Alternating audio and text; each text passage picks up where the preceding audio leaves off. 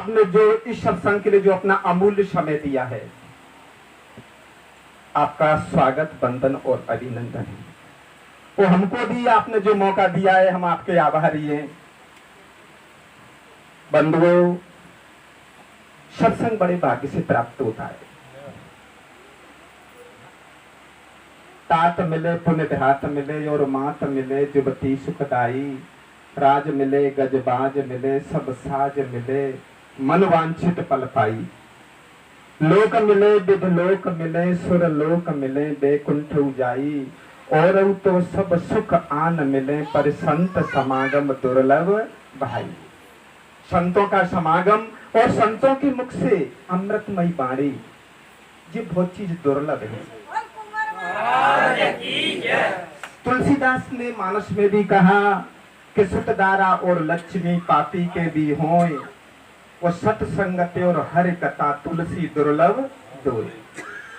लक्ष्मी हर के पास है, पैसा सबके पास है, पुत्र पास है, पद पास है, लेकिन जो दो चीज दुर्लभ है। इसलिए हर व्यक्ति को सत्संग के लिए समय निकालना चाहिए। यही समय आपका है। सत्संग के लिए जो आपने समय निकाला है, यही समय तुम्हें भविष्य में अच्छा बनाएगा। लोक में, इस लोक में सुधार करेगा और परलोक में भी सुधार करेगा। इस सत्संग से दोनों लोग बनते, ये लोग और वो लोग। इसलिए हर व्यक्ति को सत्संग के लिए अवश्य समय निकालना चाहिए। बिन सत्संग विवेक न होई और ज्ञान कृपा बिन सुलभन सोई। सत्संग से विवेक जागृत होता है, विवेक से कर्म अच्छा बनता है और कर्म से भाग्य का निर्माण होता है और फिर भाग्य से सुख की प्राप्ति होती है।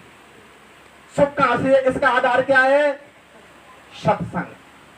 जब अच्छे विचार होंगे तो अच्छा कर्म बनेगा, अच्छा कर्म बनेगा तो अच्छा भाग्य बनेगा, वो अच्छा भाग्य बनेगा तो तुम्हें सुख की ऑटोमेटिक प्राप्ति होगी। मेरे बंधुओं, मानस में लक्ष्मण जी ने भी कहा, जब राम लक्ष्मण सीता जब वनवास के लिए गए और जाकर के निषाद राज से उसकी भेंट हुई। भेंट होने के पश्चात उन्होंने रात्रि शयन किया, पत्तों पर शयन किया और धरती पर, भूमि पर शयन किया। निषाद को बहुत दुख हुआ कि कैसे जगत करता है और त्रिलोकी माता है, ये तो राज भवनों लायक, लेकिन ये जमी पर कैसे लौट रहे हैं। तो लक्ष्मण ने यही शब्द कहा कि को न काऊ सुख दुख करे दाता और निज कृत कर्म भोग करे भ्राता। मेरे बंधुओं, हर व्यक्ति को अपना कर्म फल भोगना पड़ता है, चाहे वो संत हो, चाहे गृहस्थ हो, चाहे विरक्त हो। कर्म फल हर व्यक्ति को भोगना पड़ेगा। कर्म प्रधान विश्व रच राखा और जस फल बहासो तस फल चाखा। इसलिए हर व्यक्ति को कर्म कब बनेगा? मेरा कहने का उद्देश्य क्या है? जब सत्संग तुम अटेंड करेंगे, सत्संग में प्रेजेंट ही करेंगे, अपनी उपस्थिति देंगे, महापुरुषों का संतों का संग करेंगे। एक विद्वान ने एक बात कही, जिसके अच्छे मित्र हैं, जिसके अच्छे विचार हैं, अच्छे मित्र हैं, अच्छे रिश्तेदार हैं, उसे दुनिया की कोई ताकत हरा नहीं सकती। कोई दुनिया की ताकत नहीं। लेकिन विचार कहां से प्राप्त होंगे? बिन सत्संग विवेकन होई। इसलिए हर व्यक्ति को सत्संग में आना चाहिए, क्योंकि तुम कितने दिन के लिए हो। यह जीवन तुम्हारा बहुत दिनों के लिए नहीं है, इसका कोई भरोसा नहीं है। श्वास श्वास पे हरि भजो, वृथा श्वास नहीं जाए और ना जाने जा श्वास को आवन होए के। क्या पता मेरी सांस लौट सकती है? कहा कहूं कितनों कहूं, कहा बजाऊं ढोल और श्वासा खाली जाती है 3 लाख को। कितना बताया? 3 लाख। कभी तो कहा कि आज करे काल करे ताय आज करे, आज करे ताय अब, और पल में परले हुई जाएगी तो बहुर करेगा। बहुत सारे लोग कहते हैं मैं तो बुढ़ापे में करूंगा, और अभी तो मेरे नाती की शादी करिए, अभी तो मैं गृहस्थाश्रम में रहूंगा, अभी मैं भजन लायक नहीं हूं। पर तेरे इस जीवन का कोई भरोसा नहीं है बंधुओं, इस जीवन का कोई भरोसा नहीं है। पग पग लोग कहते हैं काल कैसे? काल क्या है? काल मेरे लिए बिजली बन सकता है, ये दीवार बन सकती है, पेड़ बन सकता है, ये वाहन बन सकता है। काल के विभिन्न स्वरूप हैं। लोग कहते हैं कि काल बापे आगो, भैंस पे बैठ के आगो, त्रिशूल हाथ में लेके आगो, और पड़ा पे आगो, मेरे टम्पू दद्दो में द्वार पे। ऐसा कुछ नहीं है। काल के विभिन्न स्वरूप है। काल ये दीवाल भी, काल तो व्यक्ति के साथ ही साथ चल रहा है। जिस दिन जन्म लिया उसी दिन से काल आपके पीछे है। कैसे मतलब, आज मेरी उम्र है 100 और मैंने 1 सेकंड यहाँ बोला, मेरी आयु 1 सेकंड कम हो गई, तो मेरी मृत्यु मुझे पीछे से काट रही है। मैंने 1 मिनट बोला, मेरा 1 मिनट कम हो गया। 1 घंटा मैंने यहाँ व्यतीत किया, तो काल कहाँ है? संग मेरे पीछे ही लगा है। और जिस दिन मेरी श्वासों का अंत हो जाएगा, मेरा काल आ गया। कवियों ने गणना की है, श्वास कितनी है? 21,600 श्वास। 24 घंटा के अंदर तुम गणित कर लेना, 21,600 श्वास अपनी चलती है। 21,600। मनुष्यों ने, विद्वानों ने बड़ा गणित किया है। देखो मेरा देश क्यों सर्वश्रेष्ठ है? अमेरिका सर्वश्रेष्ठ है, रूस, ईरान, जापान बहुत सारे हैं, लेकिन मेरा देश विश्व गुरु है। क्यों है गुरु? कि जितनी आध्यात्म, जितनी आत्मा के विचार इस देश में हुए हैं, उतने विचार, उतने गहन अध्ययन, उतने शास्त्र, उतनी आस्था किसी देश में नहीं है। मेरा भारतवर्ष, कवियों ने यहाँ तक कल्पना की कि मेरा जन्म हो तो मेरा भारत में हो, धन्य भारत को। ये देश है वीर जवानों का, अलबेलों का, मस्तानों का। मेरे देश का यारो क्या कहना, ये दोष है दुनिया का कहना। ये दुनिया देश सर्वश्रेष्ठ है, इसलिए आपका एक तो पहला अहोभाग्य है कि तुम्हारा जन्म भारत में हुआ। भारत आध्यात्मिक क्षेत्र में विश्व गुरु है, जहां बड़े बड़े ऋषि पैदा हुए, राम हुए, कृष्ण हुए, गौतम बुद्ध हुए, जितने महान पुरुष हुए भारतवर्ष में पैदा हुए। तो बंधुओं, मेरा कहने का मतलब ये जीवन का कोई भरोसा नहीं है, इसलिए हर व्यक्ति को सत्संग सेवन करना चाहिए। वो भगत जी ने एक बात पहले से कही कि यहाँ से जो कुछ बोलेगा, सत्संग के माध्यम से हम आपको कुछ बात सुना रहे हैं, तो उन बातों को तुम अपने शरीर में जरूर धारण करो। ऐसा नहीं है बात यहाँ सुन ली, इसके उपरांत आपने यहाँ छोड़ दी तो उसका फिर कोई फल नहीं है। एक विद्वान ने एक बात कही कि पढ़ना 1 गुना फल देता है, चिंतन 2 गुना फल देता है, वो आचरण 4 गुना फल देता है।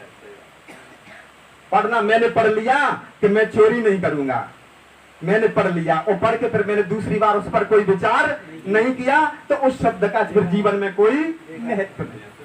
यहाँ से किसी ने बोला, किसी भाई ने बोला, विद्वान या सत्संगी ने, कि चोरी करना मना है, तो मैंने जाकर घर जाकर उसका चिंतन किया, घटिया पर जाकर, कि वास्तव में पंडित जी ने या कोई संत ने, किसी महापुरुष ने एक बात कही कि चोरी मत करना, तो मैं चिंतन किया, चिंतन करके फिर मैं उसको आचरण में लाया, तो मेरा जीवन अच्छा बनेगा।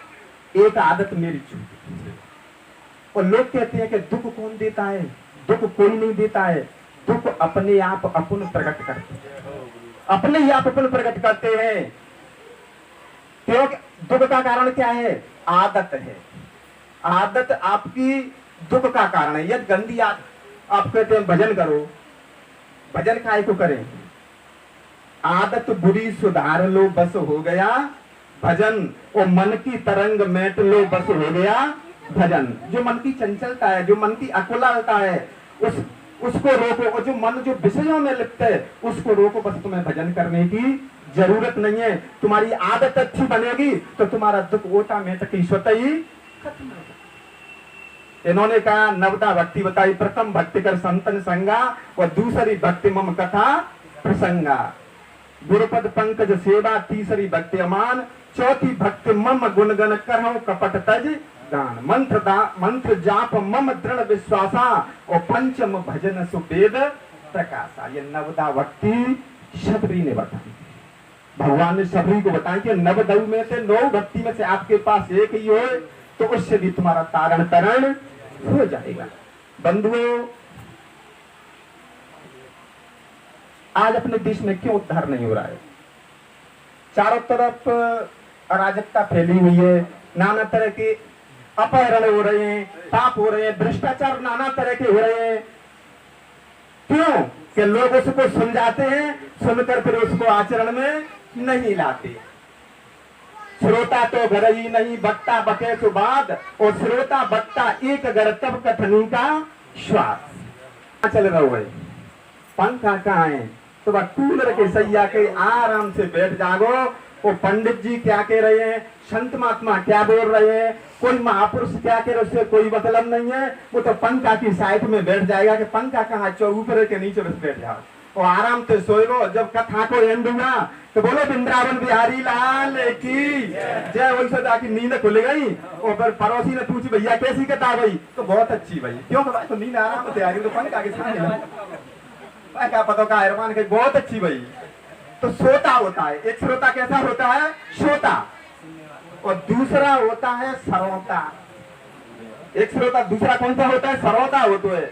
वो पंडाल में पहुंच गए से पंडाल में, और वो कथा पे कोई ध्यान नहीं देगा। वो कहेगा कि जो मेज जय होती, पानी की ऊंची होती, और पंडित ने माइक आवाज सही नाने, वो ढंगटे बाय सही नाना आवाज ना, तो वो कथा पे नहीं देखो, वो व्यवस्था पे ही अपनी पूरी बुद्धि है लगाएगा।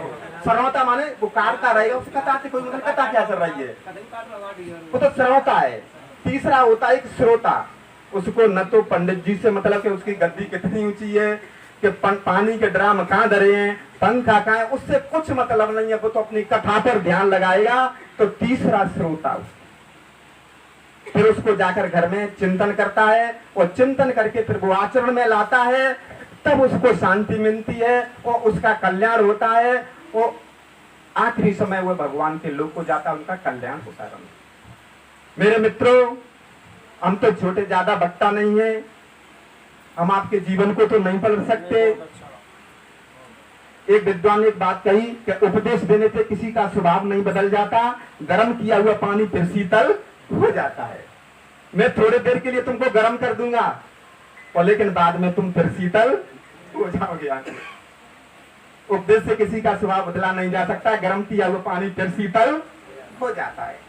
बंधुओं, जिसकी लगन होगी, जिनकी निष्ठा होगी इस कार्यों के प्रति, वास्तव में वही भक्ति के अधिकारी होंगे, सत्संग के अधिकारी होंगे।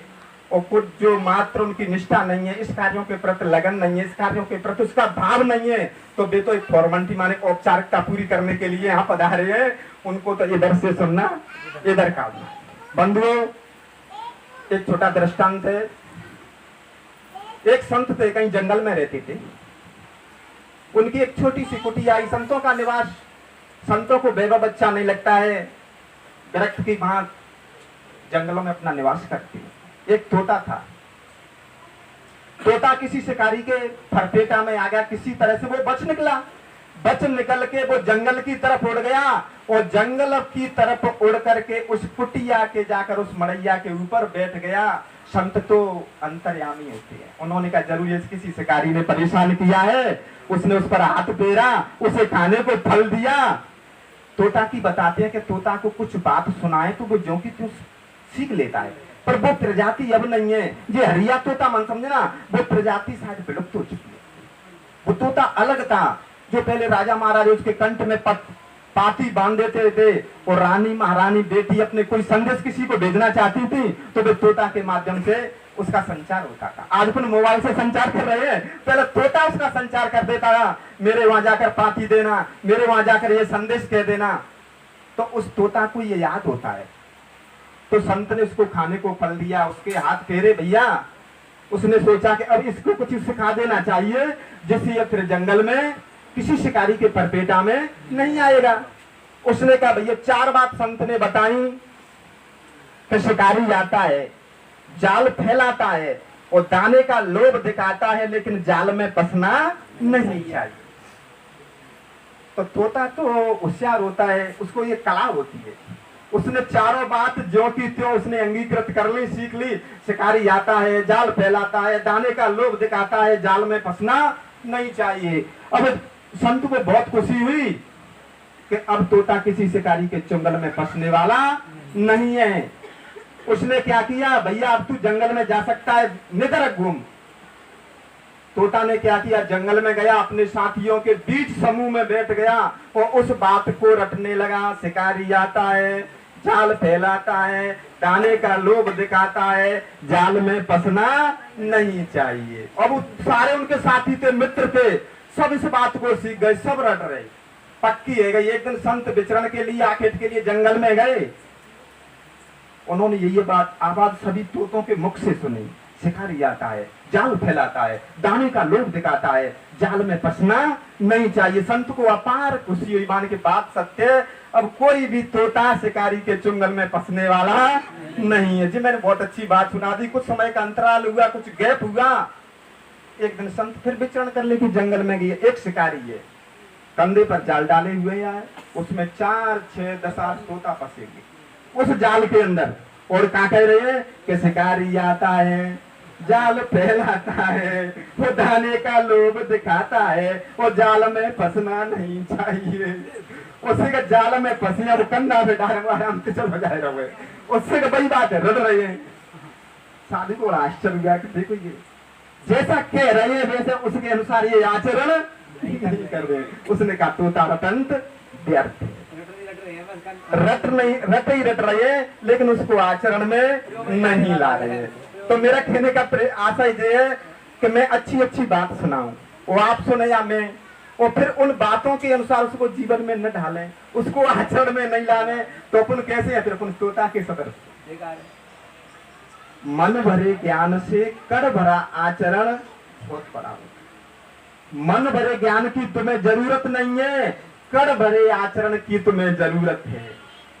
मन दुनिया भर को ज्ञान लें, पर ज्ञान को अनुसार एक पग चलना रहे, तो फिर ज्ञान तो एक बाहर रूप है। कितना भी ये ज्ञान एकत्रित कर ले, और मैं जाकर रोज चोरी करूं, अपहरण करूं, किसी की निंदा करूं, मांस पीऊं, दारू खाऊं, तो क्या होगा उससे? ज्ञान है लेकिन आचरण नहीं है, तो उसका क्या प्रयोजन? इसलिए बंधु यहाँ आए हैं तो एक एक बात तुम धीरे धीरे छोड़ोगे। एक सीढ़ी चढ़ जाओगे, दूसरे दिन दूसरी आदत छोड़ोगे तो दूसरी सीढ़ी पे पहुंच जाओगे। धीरे धीरे धीरे मन को ऐसे जो व्यसन है, जो मन के विषय हैं, उनको धीरे धीरे हटाते जाओगे तो एक दिन तुम्हारी जितनी बुराइयां हैं वो शरीर से निकलती जाएंगी और तुम्हारा मन पवित्र हो जाएगा। भगवान ने एक बात कही कि जिसका मन पवित्र उसका मैं मित्र, जिसका मन पवित्र उसका मैं मित्र।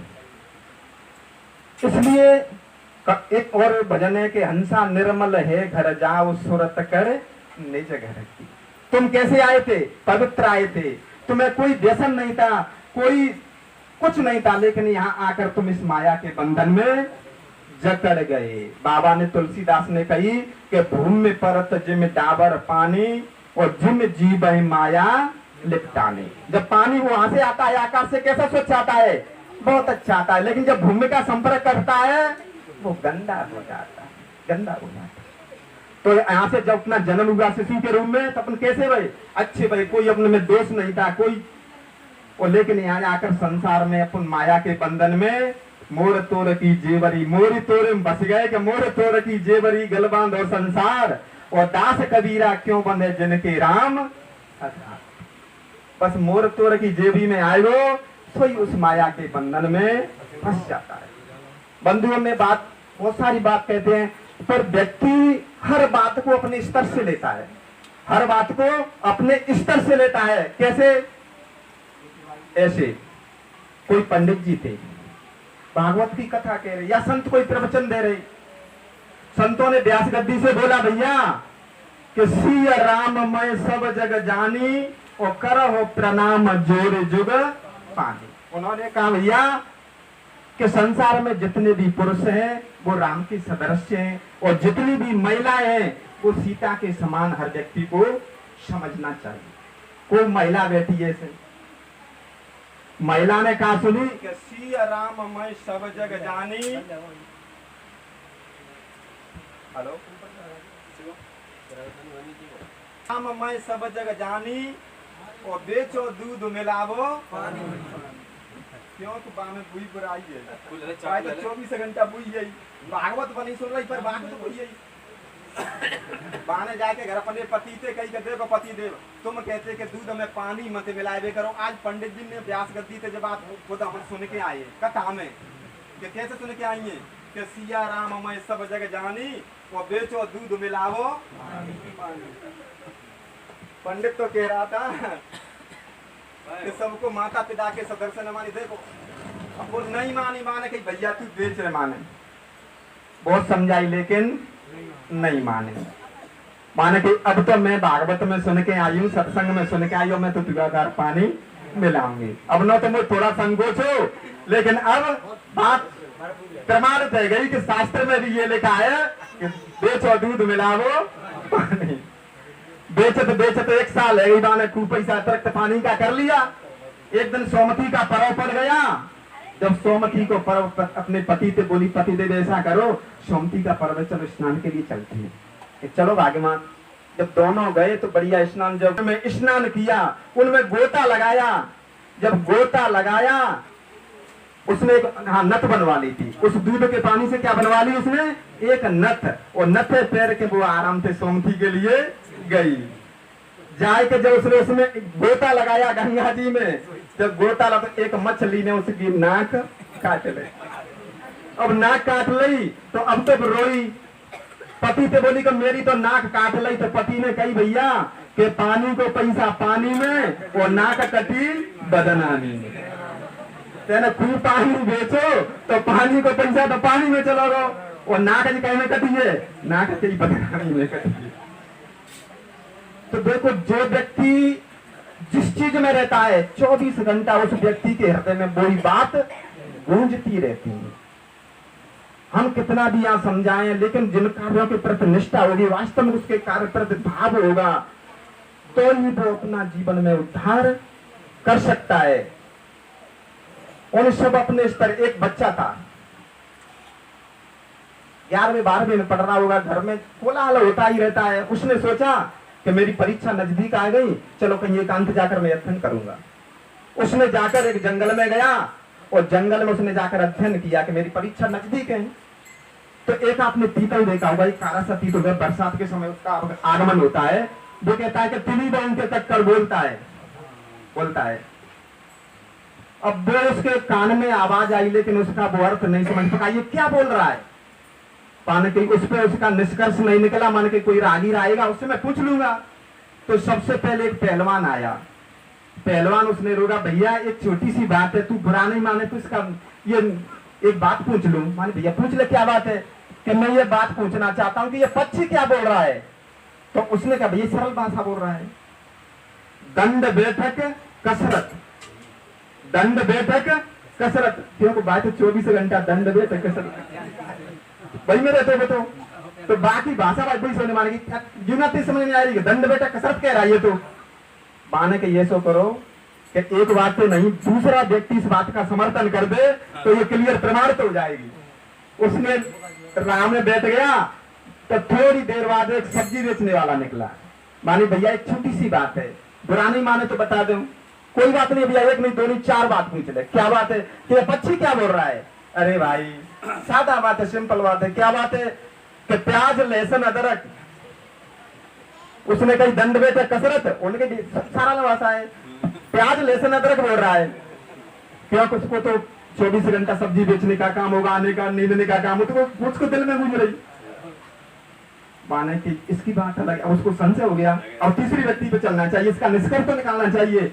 उसने और इंतजार किया रागीर का। थोड़ी देर बाद एक संत आए। माने अब थोड़ा इसका निर्णय ठीक हो सकता है। संत से कहा महाराज प्रणाम किया, महाराज एक छोटी सी बात है। क्या भैया? कि एक बात पूछना चाहता हूँ, पूछ लो। कि महाराज ये तोता, ये पक्षी क्या कह रहा है? इसकी भाषा मेरी समझ में नहीं आ रही। अरे भाई सरल भाषा है, राम लक्ष्मण दशरथ। ये क्या बोल रहा है? राम लक्ष्मण दशरथ। क्योंकि वे तो भजन में तल रहे थे, 24 घंटा चिंतन करते रहते, 24 घंटा चिंतन। तो तीनों की भाषा कैसी थी? तो जो व्यक्ति कहने का मेरा मतलब है, जिस चीज में रहता है उसको वही बात उसके हृदय में सदा गूंजती रहती है। सत्संग की क्यों महती आवश्यक है? तुम सत्संग करोगे, अच्छे महापुरुषों का संग करोगे तो तुम्हारे हृदय में वही बात गूंजती रहेगी। और जब अपना आखिरी समय आएगा तो शायद मेरे मुख से राम राम निकल जाए। जब बाली राम ने बाण से मारा तो राम ने जब बात कही, बाली तू कहते तो स्वर्ग पहुंचा, तू कहते तू यहाँ अखंड राज कर। तो बाली ने एक ही बात कही कि बार बार मुन जतन कराऊ और अंतर राम कहूं आवत, अंतरा में अब स्वर्ग धाम जाऊंगा महाराज। तो सत्संग की क्यों महती आवश्यकता है? तुम इस कार्य में रहोगे तो तुम्हारे हृदय में वही बात गूंजती रहेगी, वही बात गूंजती रहेगी, और गूंजती रहेगी तो बेभाव अंतिम समय तक तुम्हारे चले जाएंगे तो तुम्हारा कल्याण हो जाएगा। जहां आशा तहां बासा होई, बाकू रोक सके ना कोई, वो आशा छोड़ के हो निराशा, और कहे कबीर तब देख तमाशा। अपना कहां जन्म होता है? जहां अपनी आस होती है, जहां अपनी आस होती है वहीं अपना जन्म होता है। आसक्ति, तुमने भागवत की कथा सुनी होगी। जड़ भरत था, उसने अपनी गृहस्थी त्याग दी, गृहस्थी त्यागने के पश्चात माने कही खूब तपस्या करी, लेकिन एक दिन वो अपनी कुटी में बैठा हुआ था, वो गंगा में स्नान करने के लिए जाता था। इस सुबह 4 बजे एक हिरणी थी, वो गर्भवती थी, और किसी एक सिंह ने उस पर हमला किया। हिरणी उस जल को पार नहीं कर सकी, उसका जो गर्भवती थी उसका गर्भ खिसक गया, उसका जो बच्चा था वो पानी पर तैराने लगा, और वो हिरणी खत्म हो गई। उस जड़ भरत की आसक्ति, दयालु होते हैं संत, उस पर बच्चे पर चली गई। उन्होंने पड़ा, उनका पालन पोषण किया, उनकी कुटी की चारों तरफ घूमता रहता था, उनका पालन पोषण किया।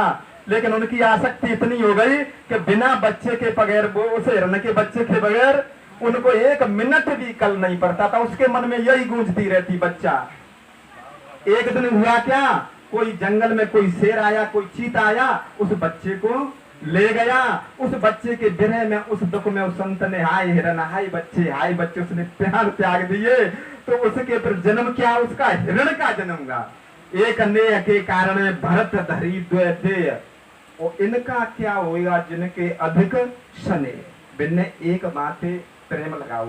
एक हिरणी की बच्चा थी, तो बाने हिरणी का जन्म लिया, और अपने तो कौन कितने करने हैं कि नाती ते न्याय प्यार हुए, बेटा ते न्याय प्यार हुए, स्त्री ते न्याय प्यार हुए, परिवार ते न्याय प्यार हुए, मित्र कितने प्यार है, कितनी अपनी। बहु बंधन से बांधिया एक बेचारा जीव, अपन कितने बंधन से बंधे हैं? बहु बंधन से बांधिया एक बेचारा जीव, के छूटे बल आपने खेर छुटावे पीव। पीव माने गुरुदेव की जब असीम कृपा होगी कि अपने पल से सत्संग